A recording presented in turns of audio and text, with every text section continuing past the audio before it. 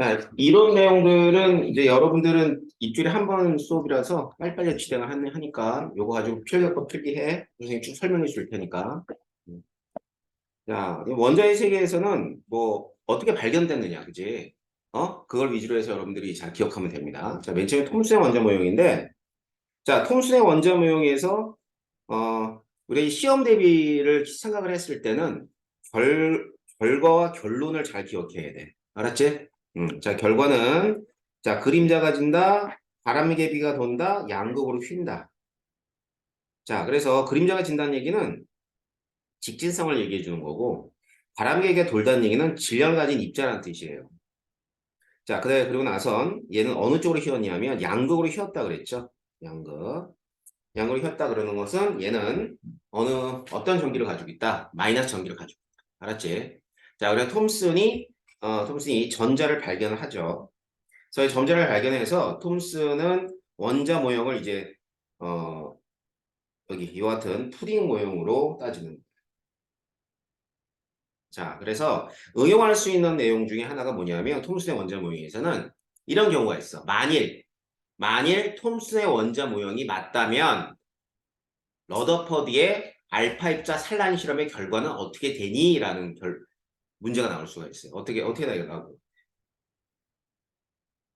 응?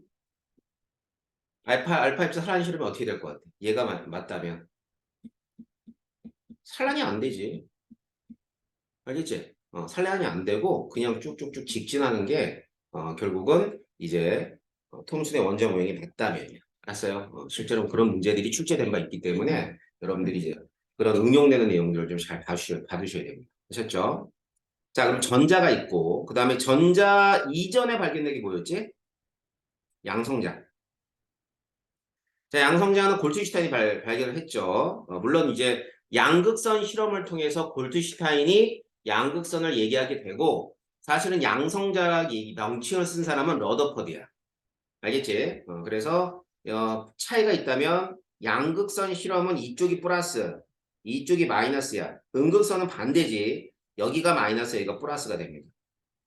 자, 그래가지고 이제 이렇게 플러스 쪽에서 나오는 빛 이런 것들을 양극성이라 그랬고 나중에 양성자라는 게 발견되게 되죠. 그래서 한마디로 얘기하면 수소 이온의 흐름이다라고 생각하면 돼. 알았지? 양성자니까.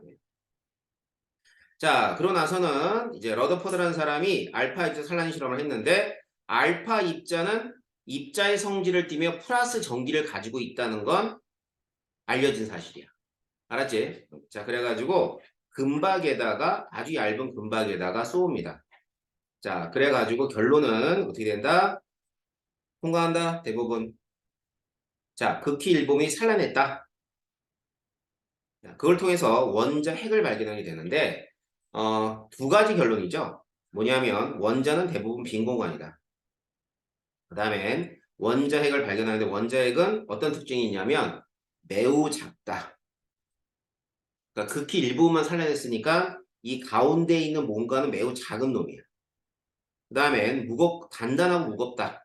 자, 만일 단단하지 않았다면 이게 입자의 성질을 띠고 있는 애가 알파선인데 얘네들이 박혔을 거예요. 그죠? 자, 그 다음에 무겁지 않았다면 이 입자가 얘를 밀고 갔겠죠. 그 다음 여기에서 휘었다는 얘기는 이 알파 입자가 플러스이기 때문에 플러스 전기를 가지고 있다라는 뜻이겠죠. 알겠지? 자, 그래서 원자핵의 특징은 극히 일부분이 산란했다는 걸 통해서 이와 같은 결론을 얻을 수가 있는 겁니다. 알았죠? 자, 그래서 러더퍼드가 제안한 것 중에 하나가 행성 모형이야. 여기 보이는 것처럼 이렇게 전자가 원운동을 한다. 그 다음에 가운데는 플러스를 띈다. 그리고 이 플러스를 띄는 이유는 이 안에 양성자가 있기 때문이다. 그래서 행성 모형을 얘기해요. 자, 전자는 원운동을 한다라는 그런 얘기는 말이 돼야 안 돼? 말이 돼야 안 돼? 전자가 원운동을 한다는 게. 말이 돼? 이것들이 큰일 났네. 전자가 원운동한다고 무조건 틀린 얘기지. 전자는 모른다니까. 결론은 모르잖아. 그지? 우리 현대 원자 모형에서는 몰라서 확률로만 표현한다 그랬는데 전자가 어느 동안 한다고? 맞네. 뭐, 이게 지구야, 어느 동하고 전자계. 안 돼, 절대로. 알았지? 자, 그래서 특정 궤도를 운동한다는 건 말이 안 돼. 알았어요? 근데 굉장히 많이 실수해. 왜? 그렇듯하거든, 그 보기가. 전자는 어느 동 아싸, 맞다. 이러고 가요. 그럼 멍청한 짓들이 2단에서 합니다. 그러기만 해봐, 아무튼. 어? 자, 원운동 안 하고요. 물리적으로는 전기를 띤 입자가 원운동을 하게 되면 그 입자는 에너지를 잃고 부딪히게 돼 있어. 그러니까 절대로 원운동을 해라는 건 원운동이란 말은 쓸 수가 없어. 전자는. 알겠지? 자, 그다음 중성자. 근데 여기 이제 여기서 기억해야 될 건 양성자 간의 반발이 있기 때문에 뭔가 다른 입자가 원자핵이 있지 않을까라고 얘기해서 러더퍼드 제자인 체두익이 중성자를 발견하게 됩니다. 그래서 뭐 여러분이 다 아는 이 정도는 다 알죠? 예. 자, 그래서 이제 모든 원자는 중성 원자에 해당하는 그러한 원자이며 얘네들은 양성자하고 전자수가 같은 그러한 입자야. 원자라는 건. 그리고 질량수는 양성자, 중성자 이렇게 될 겁니다. 자, 그래서 이러한 입자들의 성질 1대1 전하량 주어져 걱정하지 마. 1대1만 알면 돼요. 예, 그래서 중성원자다. 이렇기 때문에 이제 자 질량 1대1대 1840분의 1인데 0으로 무시해 주는 거죠. 자 여기서 요 부분 자 고1 때 나왔어 안 나왔어? 시험에 뭐 나온 학교에도 있고 안 나온 학교에도 있고 자 양성자 중성자 중에 뭐가 무거워? 뭐가 더 질량이 커? 중성자 보는 것처럼 알았지? 근데 이거 화학원에 나와 알았지? 내신에는 아주 거지 같은 문제가 자주 나옵니다. 물어볼 수 있으니까 알아는 두세요. 알아는. 야, 이것까지 기억 안 해도 돼. 안 해도 되는데 뭐는 알아야 되냐면 중성자가 더 무겁다는 건 알아야 돼. 알겠지? 자, 그 다음 동위원소가 뭔지 모르는 사람 없겠지. 그치? 같은 원소인데 다른 질량을 나타내주는 애를 동위원소라 그래요. 여기 보는 것처럼 수소, 중수소, 삼중수소. 자, 그런데 이제 그 동위원소를 나타내주는 말은 사실 같은 원소 다른 질량이 이게 맞는 말인데 이런 거죠. 중성자 수가 다르네. 그 다음에 물리적 성질이 다르네. 헷갈리기 쉬우니까 잘 봐도. 자, 동위원소는 화학적 성질은 같은데 물리적 성질이 다르다. 그럼 물리적 성질이 다르다는 얘기는 질량이 다르다. 알겠어요? 자, 그럼 봐봐. 자연계에 H2O가 있어. H2O가 있다고. 그럼 H2의 분자량이 18이야. 그럼 18짜리만 있어? 18짜리가 많은 거예요. 많은 거죠. 알았지? 그러니까 자연계에는 동위원소에 의해서 질량수가 1짜리로 구성되어 있는 애들도 있지만 질량수가 2인 물도 있는 거야. 알았지? 이것도 있는 거야, 이것도. 얘가 있는 거라고. 알았어? 이런 것들이 골고루 섞여 있는데 얘네들의 비율이 다를 뿐이에요. 그렇기 때문에 평균 원자량과 평균 분자량을 이용해서 물질을 표현하게 돼 있어. 알겠지? 자, 그래서 여기 이거 알죠? 원자량에다 비율을 곱한 게 평균 원자량. 알았지? 그래서 75%는 0.75, 37짜리가 0.25 해서 35.5가 나옵니다. 그러면 이러한 평균 원자량을 이용하게 되면 자, 보세요. 평균 분자량. 자, 평균 분자량은 분자량과 비율. 그러니까 이 분자량은 뭐냐면 가능한 분자량이야.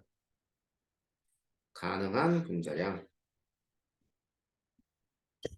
한 분자량 곱하기 비율을 해주던가 앞에서 구했던 평균 원자량의 합을 구하랍니다.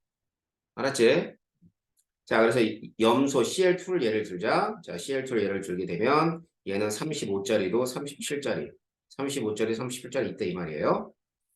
그래서 비율이 이제 4분의 3, 4분의 1이라 그랬을 때, 얘네들이 이룰 수 있는 분자량은 70, 72, 72, 74, 총 세 가지입니다. 제일 많이 나오는 예죠. 비율은, 이 비율은 일종의 뭐라? 확률이다. 알았지? 일종의 확률이기 때문에 확률을 곱해서 나타내 주는 거야.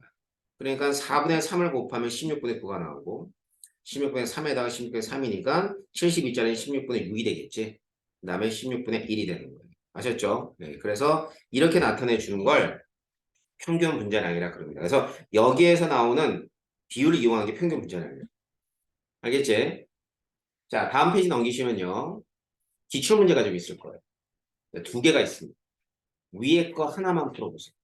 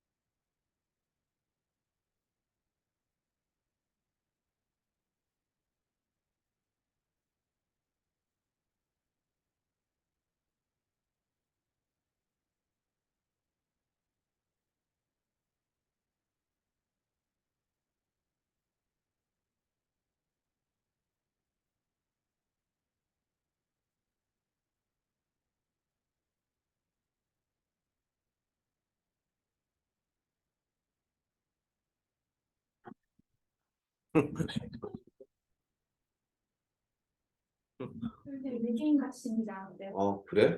아, 진짜 싫어요. 그래서 이제 선생님 재작년인가? 내가 메가에 있을 때 그 소문이 돌았어. 근데 이제 그걸 되게 확실시 하는 선생님이 하나 있었어. 왜 확실해? 그러니까 이 게이들의 특성은 굉장히 굉장히 리버럴하대. 그러니까 뭘 하잖아? 돈을 아무리 벌어도 자기가 뭘 하고 싶으면 다 때려놓고 이렇게 간대. 효준이 그때 은퇴한다고 그랬잖아. 은퇴는 그랬을 때 그래요 이제 게임 왔던 거. 아, 진짜요? 뭔가 물리라는 건가요? 아니야. 그 다 진짜 다 때려치려고 그랬대. 음. 그런 특성이 있대. 그래서 뭐 이렇게 그렇대. 내 의견은 아니고 내 의견 아니고. 네, 아무튼 그래요? 효준 별로 잘생긴 거 아니야? 네? 아니, 야, 여자 선생님 중에 누가 없니? 뭐 김지영인가 뭐 이지영? 이다 됐습니다. 이다지? 이다지 뭐니? 한국. 한국사. 이다지, 그다지, 고다지. 그래. 아무튼 그런 사람들은 후광이 있나요? 있어요? 웃기고 있네. 후광 없어. 양아치들이야. 봐. 여기 봐. 그래서 이제 눈에 보이는 거 되게 단순한 원리인데 이제 설명이 안 되는 거죠. 자, 그래서 눈에 보여서 가시광선, 선 스펙트럼 두 가지가 결론이야. 자, 그럼 빛이 왜 나왔어? 전자가 큰 에너지를 가졌다가 떨어지면서 빛이 나오는 거야. 알았지? 이 현상은 뭐 우리가 주변에서도 굉장히 늘 겪고 있는 현상이죠. 전구. 이 모든 전구들, 이 집에 백열 전구 쓰는 집은 없죠. 그죠? 백열 전구 쓰는 집은 없어요. 전부 다 이제 형광등, 뭐 LED, 여전 쓰는데 이런 현상이야. 그런데 이제 이 빛이 특정한 어떤 파장의 빛이 나왔다라고 하는 건 결과적으로 전자가 가질 수 있는 에너지가 특정한 값을 갖는다라는 거예요. 알겠지? 그래서 전자의 에너지 준위가 특정한 값을 갖는다는 게 선 스펙트럼의 결론이야. 버트 그러나 얼마인지 몰랐죠. 몰랐죠. 어떻게 알아요? 이 값을 몰랐다고. 에너지 값을. 그냥 단지 에너지 차이만큼의 빛이 빠져나왔다는 걸 알게 되고요. 그래서 이제 이게 파장이 656, 486, 434, 410 나노미터가 됩니다. 알겠죠? 그럼 이 범위는 어느 영역이야? 이게 가시광선 영역. 알았죠? 이게 나왔는데 뭐 이 파장에 대한 규칙성을 이제 발모라는 수학 선생님이 찾아서 보냅니다. 이게 발모식이에요. 알겠죠? 발머식. 자, 발머식은 위에 있는 656, 486, 434라는 이 파장을 갖다가 숫자의 조합, 그러니까 어떤 규칙성을 찾아서 보낸 게 이제 발모야. 알았지? 그래서, 자, 남다분의 1은 2의 제곱분의 1-n의 제곱분의 1이고, n 값은 3, 4, 5이다 라고 보내요. 자, 그리고 이 r이라는 것은 그냥 비례 상수라고 보면 될 거예요. 알았지? 자, 그래서 보냅니다. 나중에 선생님이 먼저 써놓은 건데, 전자가 n번째 껍질에서 두 번째 껍질을 전이할 때 방출되는 빛의 파장을 의미하는 거야. 근데 그 당시는 그걸 몰랐어. 알았지? 그 당시에 그걸 모르고 이 식만 보내주는 거죠. 자, 그랬더니만, 어, 화학자들, 왜 정확히 하면 물리학자들이지. 이 물리학자들이 이 식을 인정을 했을까, 안 했을까? 이 식을 전혀 인정을 안 하죠. 왜 인정을 합니까? 수학 선생님인데. 그지? 네. 수학 선생님이 보냈으니까 인정을 안 한다고. 그래요? 그럼요. 못 따지고 수학 선생님.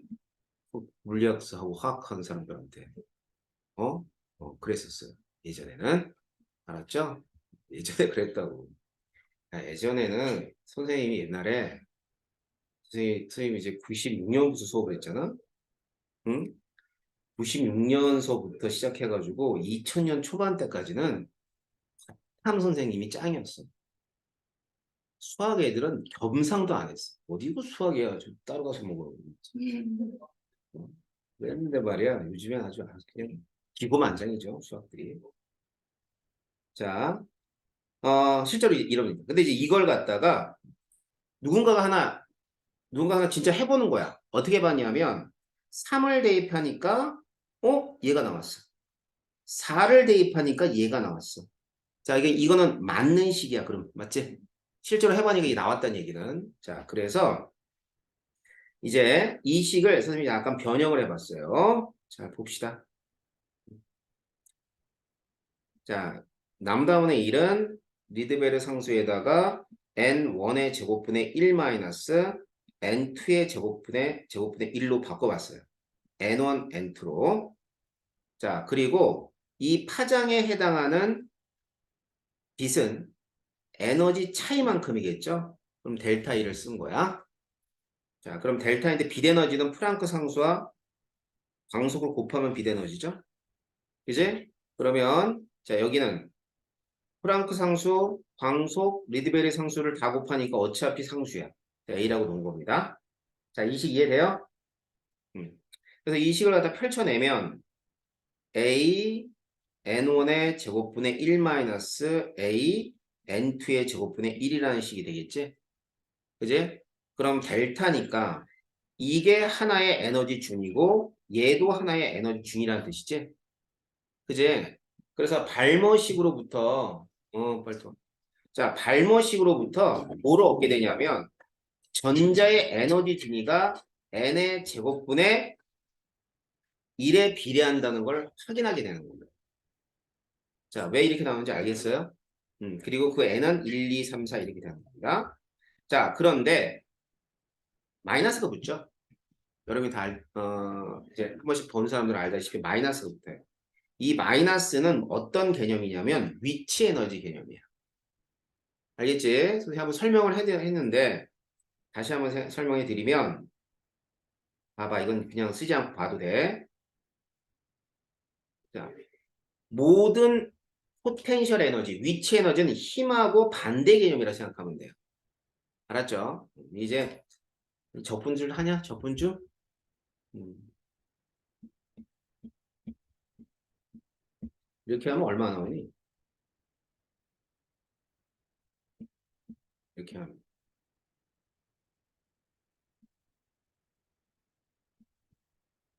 이게 나오지? 에이, 뭐 하면 돼. 그러니까 힘을 갖다 적분을 한 게 에너지야. 그러다 보면 마이너스가 나와.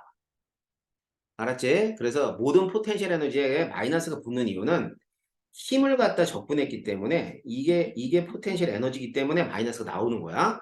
근데 이걸 갖다 이제 어떻게 설명하냐면 그 마이너스란 개념을 그 마이너스가 나온 건 뉴턴이라는 사람이 적분을 통해서 마이너스를 끄집어낸 거야.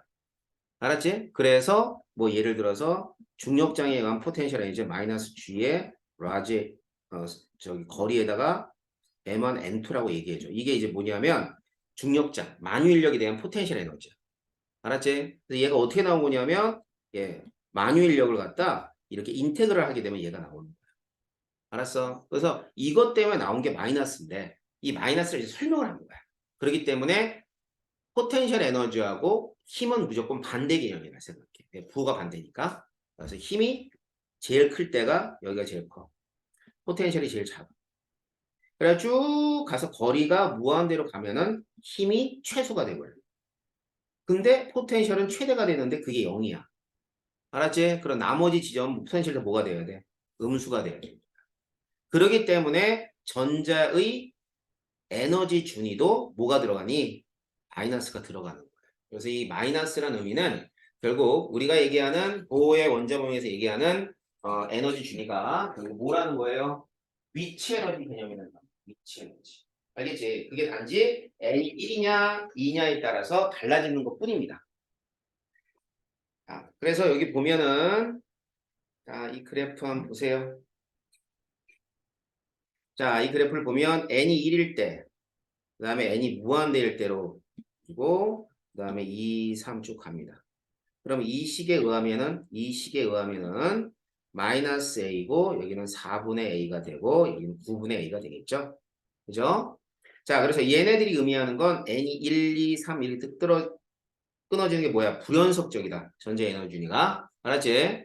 전자 에너지가 불연속적이다. 자, 3에서 2로 갈 때. 방출하죠? 자, 얼마만큼이냐? 델타 E를 계산할 때는 어떻게 계산하냐면 3에서 2를 빼주면 델타 E가 되죠. 그럼 마이너스 9분의 A 마이너스 4분의 A가 되는데 얘를 간단히 쓰면 이렇게 쓸 수가 있어요. 자, 그 값이 36분의 5A가 될 텐데 이때 델타 E는 1번화 시켜보면 이렇게 되는데 자, 안쪽 껍질의 제곱분의 1 마이너스 바깥 껍질의 제곱분의 1로 항상 생각하시면 돼요. 자, 그럼 이 값은 무슨 값이 나와요? 이게 양수값이 나온 거야, 양수값. 알았지? 양수값이 나오니까 이 양수값은 이만큼이 방출된다면 2에서 3으로 갈 때는 이만큼이 흡수가 되는 거야. 자, 여기서 이제 이만큼의 에너지를 줬어.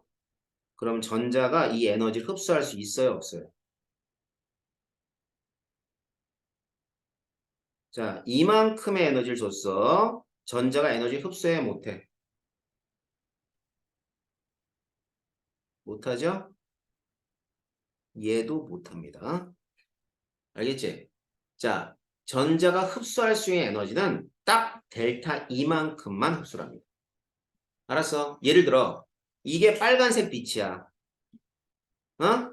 이게 빨간색 빛이야. 그럼 그 빨간색 빛만 흡수를 하는 거야. 빨간색에서 파란색 빛이 됐어. 이게 파란색 빛이야. 얘는 절대 흡수가 안 돼. 알겠지? 그러니까 델타 E만큼에 해당하는 에너지만을 흡수하는 거야. 알았죠? 자, 그래서 이런 거 실수하기 좋으니까 여러분들 꼭 확인해 두도록 하십시오.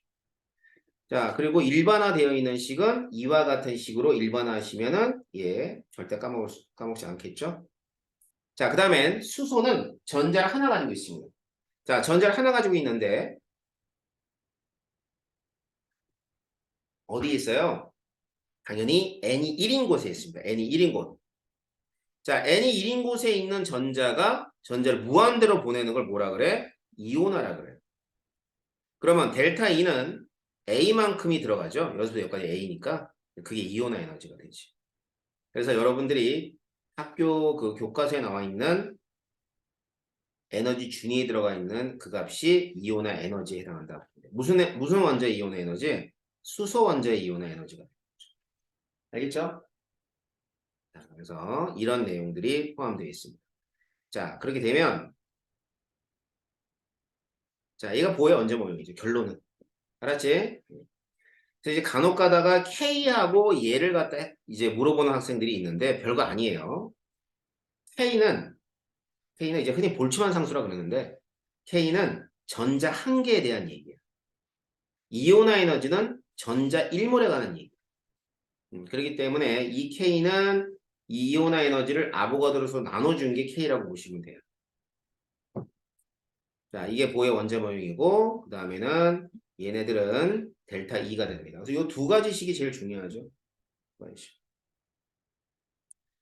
자, 그러면 우리가 이제 발모식이 나오게 된 게 뭐냐면 두 번째 껍질을 전이할 때 발모식이 나왔다 그랬죠. 그래서 이게 이제 가시광선 영역이에요. 그래서 맨 처음에 발견된 게 가시광선이에요.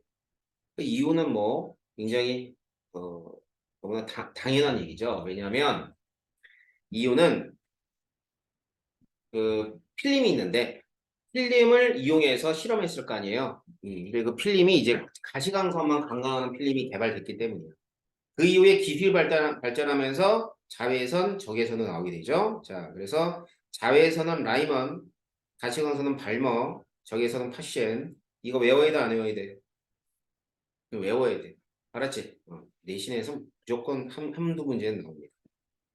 자, 그런데 얘를 갖다 모형으로 따진 게 얘예요. 알았죠? 자, 그러면 처음으로 껍질이란 얘기하고 궤도란 얘기를 보호라는 사람이 하게 되죠. 근데 진짜 껍질이 아니야. 아니야. 정말 껍질이 아니야. 근데 그 껍질에 명칭을 붙이죠. K, L, M, N을 붙이고 숫자도 붙여요. 1, 2, 3, 4. 근데 얘네들이 의미하는 건 전자의 에너지 준위가 불연속적이라는 걸 의미해 주게 되는 거죠. 그리고 이제 수소 원자일 경우에 전자는 K 껍질에 있을 때 N이 1인 곳에 있을 때 바닥 상태가 되는 거고 그 위의 것은 들뜬 상태를 얘기하는 거죠. 그래서 델타 E를 흡수하고 델타 E를 방출하는데 흡수하는 에너지는 전기 에너지도 되고 빛 에너지도 되는데 방출하는 건 뭐만 가능해? 빛 에너지만 가능한. 아셨죠? 자, 그래서 이거는 뭐 어렵지 않으니까. 자, 이거 예제는 선생님 뭐 봅시다. 이건 뭐 예전에 한번 선생님 그 여러분 그 이론 수업할 때 들었던 예제하고 뭐 다를 건 별로 없어요. 금방 만들어낸 예제니까.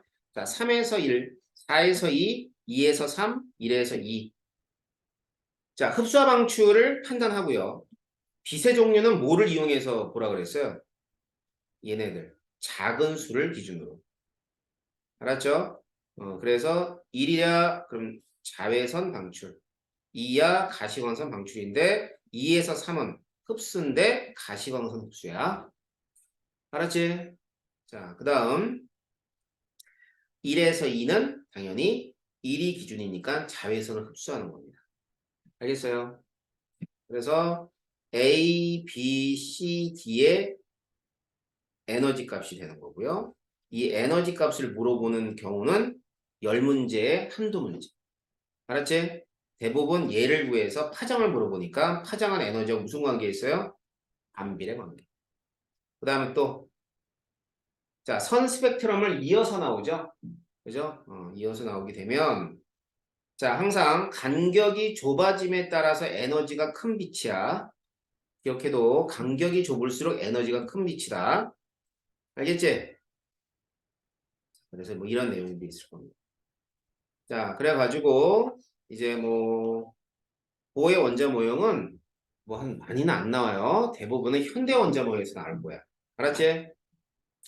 자, 그래서 유형 짚고 넘어가기 요거 간단한 문제이니까 한번 좀 풀어보면서 잠시 쉬었다가 현대 원자 모형하고 끝낼 거예요. 아셨죠? 그래서 다음 시간에 주기성하고 끝낼 거고 그래서 다음 시간에 선생님이 쭉 이런 식으로 이론을 정리해 드릴 테니까 여러분 스스로 문제를 좀 풀도록 하세요. 알았죠? 오늘 왜 늦었어? 어, 아팠어? 네? 아팠어? 아니, 씻고 왔어. 씻고 왔어? 쓸데없는 말 하지 마시고 엉덩이에 손으로 좀 하세요. 알았죠? 자, 이게 봅시다. 현대원자 모형. 현대원자 모형은 보의 원자 모형의 한계 때문에 나타난 거야. 그지? 보의 원자 모형의 한계가 뭐냐면 수소 원자에만 한정되어진다.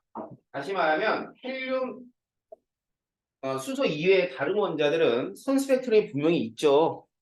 자, 있는데 이 선들을 잘 관찰하면 여러 개의 선으로 스플릿 된다는 거야. 자, 이거는 보의 원자 모형으로 도저히 설명이 안 됩니다. 그죠? 선이 하나만 나와야 되잖아. 그지? 자, 그래서 뭐 여러 사람들, 뭐 하이젠버그 불확정 세모니 드브레 물질파, 그다음에 슈레딩거 이퀘이션 이 모든 것들은 뭔지는 몰라도 돼요. 그죠? 하지만 뭐는 알아야 된다. 전자를 확률로 나타내 주자. 그리고 이 전자는 입자이면서 파동성을 갖는 애예요. 실험을 통해서 검증한 거죠. 그래서 이제 우리가 입자는 입자성만 갖는 것이 아니라 파동성도 같이 가지고 있고 그래가지고 슈레딩거란 사람이 이 천재가 뭘 했냐면 파동 함수를 제안을 하게 되고 이 파동 함수를 이용해서 전자를 표현하게 됩니다. 자, 그래서 여기에 제곱을 확률이라 그러고 그 다음에는 우리가 보의 원자 모형에서 얘기했던 그러한 간단한 에너지 준위가 아닌 좀 더 정확한 에너지 준위를 계산을 하게 돼요. 누가? 슈레딩거라는 사람이. 그래서 이 슈레딩거 방정식이라고 그러죠. 그래서 이 슈레딩거 방정식은 변수를 가지고 있는데 그 변수가 바로 뭐냐면은 이제 여러분들이 시험에서 만나게 되는 양자수입니다. 자, 양자수는 뭘 양자수라 그러냐면 얘는 불연속적인 숫자다는 뜻이에요. 주양자수.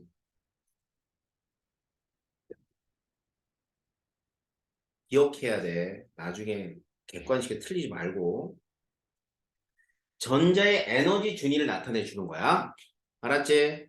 그래서 얘네들은 전자 껍질을 갖다 의미하게 되는데 n이 1에서부터 쭉 하는 건 여러분들은 여기까지만 기억하시면 돼요. 그죠? KLMN. 자, 방위항자수. 의항자수라고 합니다. 알겠죠? 자, 그래서 방위항자수는 오비탈의 모양. 그래서 0부터 시작해서 n-1까지. 근데 그래 봐야 0, 1만 있어요. 우리는 배우는 게 S하고 P만 배웁니다. D 나오는 학교 거의 없어요. 0, 1이야, L은. 자, 자기항자수. 얘는 오비탈의 방향과 궤도면의 위치를 얘기해주고 있는데 마이너스 L에서 0을 끼고 플러스 L까지. 알겠죠? 자, 스핀 양자수. 스핀 양자수는 전자의 자전에 의한 값이에요. 그래서 전자의 고유한 값이 스핀 양자수에 해당하고 얘는 실험을 통해서 이와 같이 이제 그 전자를 쏘았더니만 어떤 놈은 위로, 어떤 놈은 아래로. 그래서 얘네들을 이제 업다운이라 얘기하게 되고 플러스 2분의 1, 마이너스 2분의 1로 얘기하는 고유한 값을 나타내게 됩니다. 그래서 이제 스핀 양자수는 이러한 밀입자들의 고유한 값이에요. 알았지? 그럼 밀입자가 또 뭐 있니? 뭐 커크도 있잖아. 이제 얘네들도 스핀 양자수를 가지고 있죠. 자, 이 네 가지가 전자를 표현하는 양자수입니다. 아셨죠? 자, 그래서 이 양자수를 어디다가 적용해 봤냐면 당연히 슈레딩거 방정식에 있는 확률에다 적용해 본 거예요. 그래가지고 주양자수를 1, 부양자수를 0, 자기양자수를 0을 대입해서 이제 컴퓨터에 조건을 달았죠. 어떤 조건을 달았냐면 전자가 발견될 확률이 90% 이상인 곳을 원자핵을 기준으로 찍어봐라 라고 기준을 잡은 거예요. 실제로는 점이 찍혔는데 이 평면에 찍혀요. 평면에. 이렇게. 알았지? 평면에 찍은 걸 3천으로 돌려서 이제 그거 나중에 한 거예요. 나중에. 맨 처음 3천이 어딨냐. 이때는 컴퓨터가 되게 그지 같은 거. 그러니까 평면에 찍어 놓은 걸 3천으로 돌린 거야. 그래서 이제 찍어 놨더니만 이제 구형이 돼. 자, 그렇기 때문에 구형이고 그 다음에는 겉이 샤프하다 그래서 1S. 알았죠? 근데 이 S는 별 의미 없다 그랬어요. 그냥 1S. 근데 이런 곳에선 전자가 발견될 수 없다는 것이 아니라 확률이 작다는 의미예요. 그렇기 때문에 오비탈의 첫 번째 특징은 경계가 없다. 어떤 오비탈 경계가 없지? 끝이 어딘지 모르는 거지. 자, 그리고 S 오비탈만의 특징 중에 하나는 구형이기 때문에 어느 방향을 가든 간에 확률이 같다. 그래서 방향성이 없다라는 표현을 씁니다. 방향성이 없다. 자, 경계가 없다는 건 뭐지? 경계가 없다는 건 오비탈의 특징. 그 다음 방향성이 없다는 건 S 오비탈만의 특징. 알겠죠? 다음 주양자수를 2로 하고 L을 0으로 합니다. ML은 0이 되죠. 자, 그래가지고 여기서 점을 찍었는데 허옇게 점이 안 찍힌 부분이 있어요. 확률이 0인 곳이에요. 이런 걸 이제 우리가 뭐 여러분들은 몰라도 되지만 그래도 좀 유식하게 마디라 그래요. 마디. 노드라는 뭐 말을 쓰는데 마디. 근데 마디가 나타난 건 ES부터 나타나. 알았죠? 그래서 이제 교재에는 3S까지 그림이 있듯이.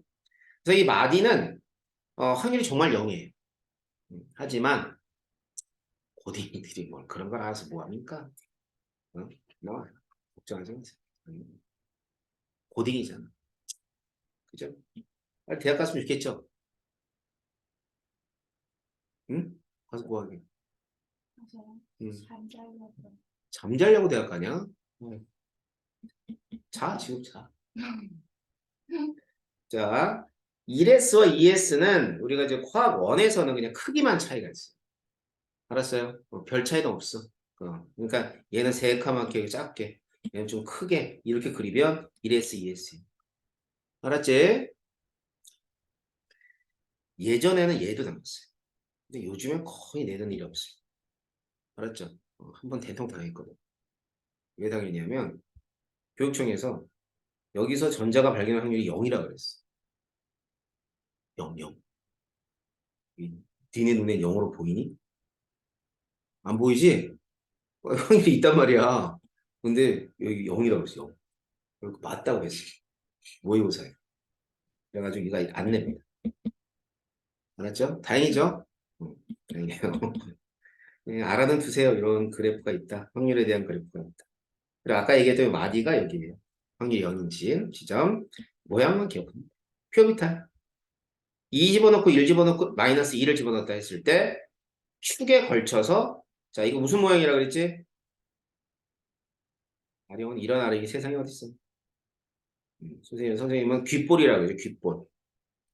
귓볼. 그래서 어 저기 로브라 그래가지고 ROB인데 이게 로브가 2개가 있다가 4개가 됐다가 8개 됐다가 16개 되는 거야. 오비탈.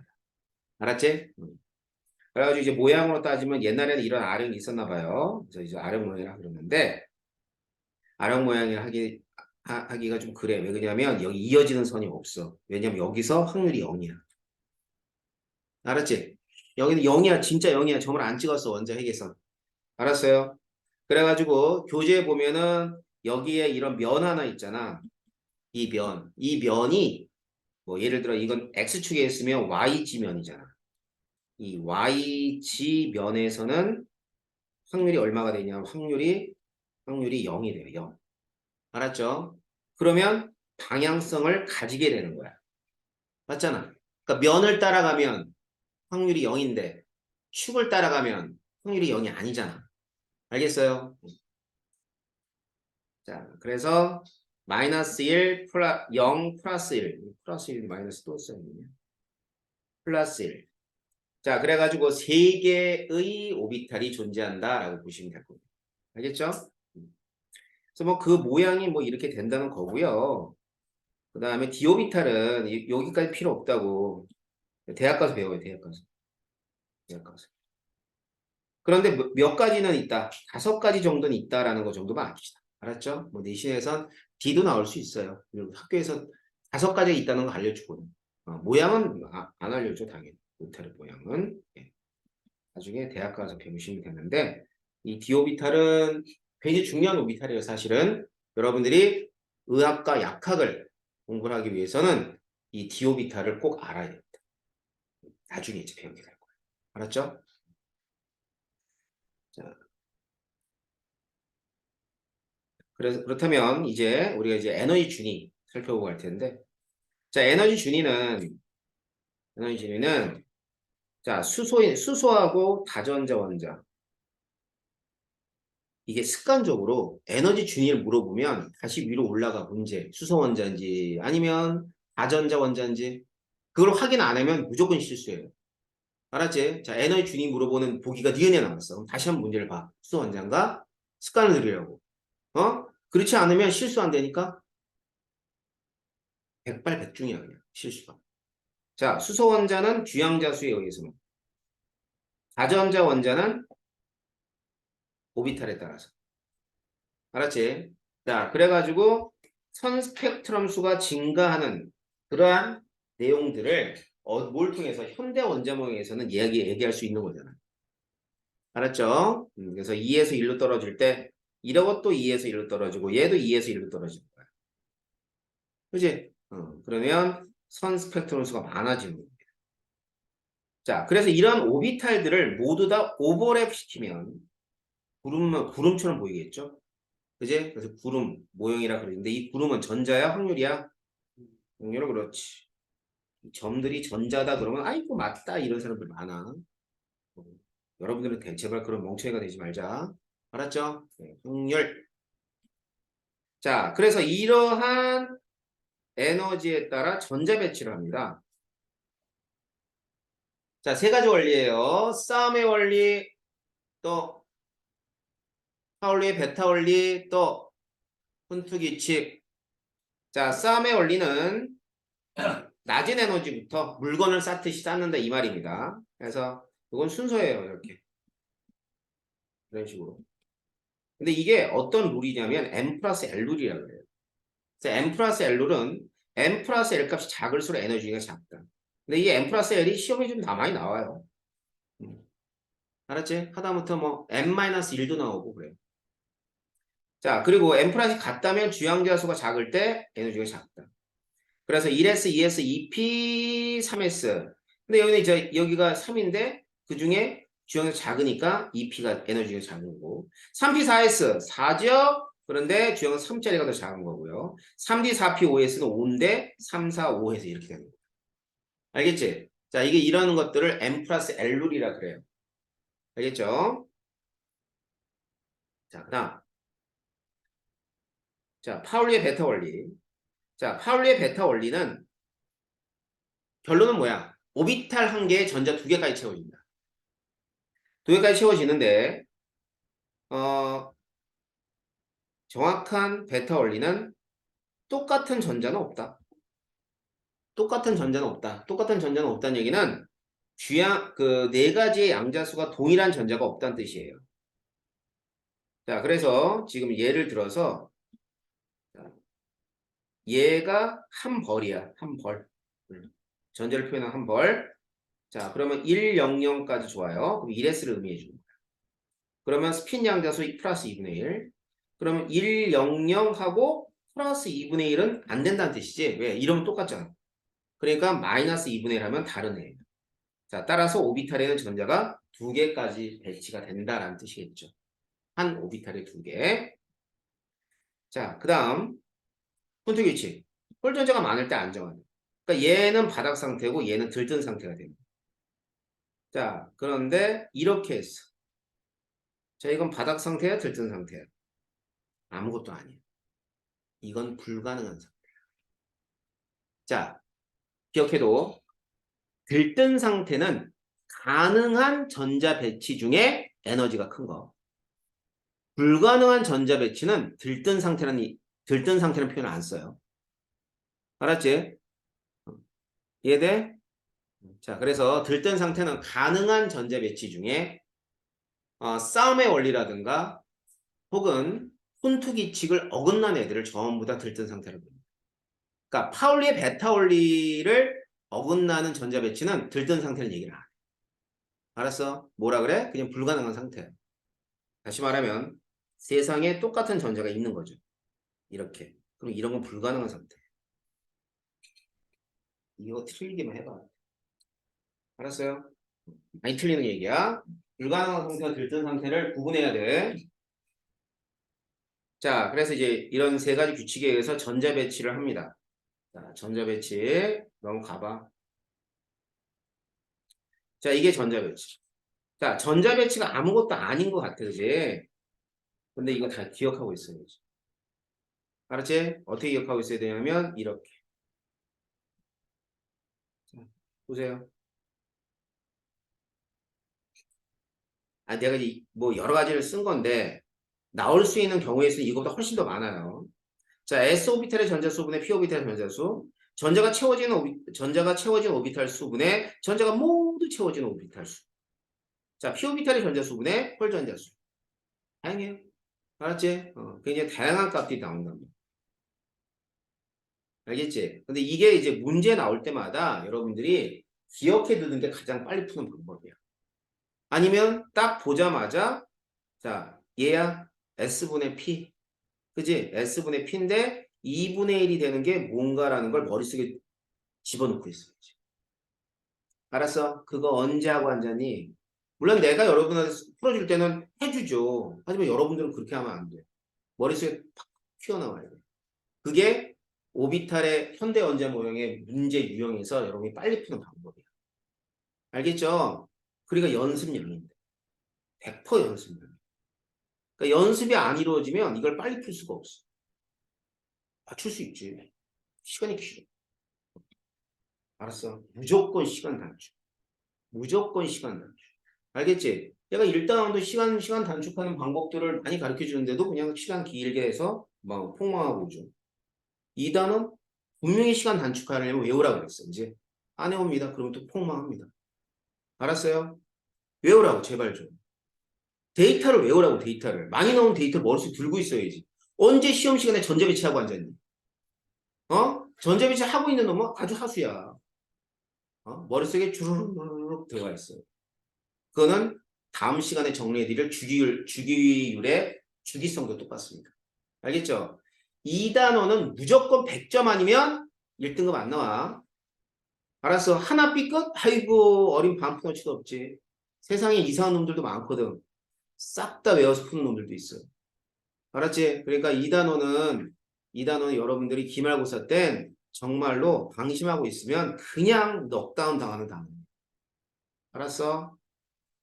자, 이거 뭐 예를 들어 드린 거고요.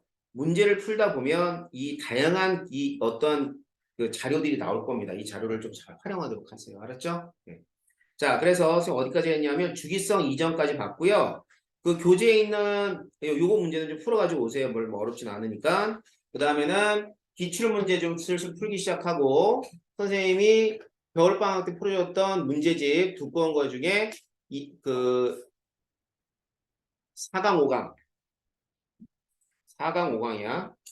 4, 5강 다시 한번 풀어보세요. 알았죠? 그 다음에는 자이스토리 문제 이제 슬슬 하나씩 풀기 시작하시면 됩니다. 알았죠? 자, 다음 시간에 주기성 하면서 마무리 질 거니까 그 다음에 그 다음 주에는 뭐 하냐면 문제 풀이 들어갈 거야. 요번에는 족보다 큰 문제까지 하고 좀 많이 풀 거야. 알았어요? 그렇게 알고 돌아가도록 하십시오. 네, 수고했습니다.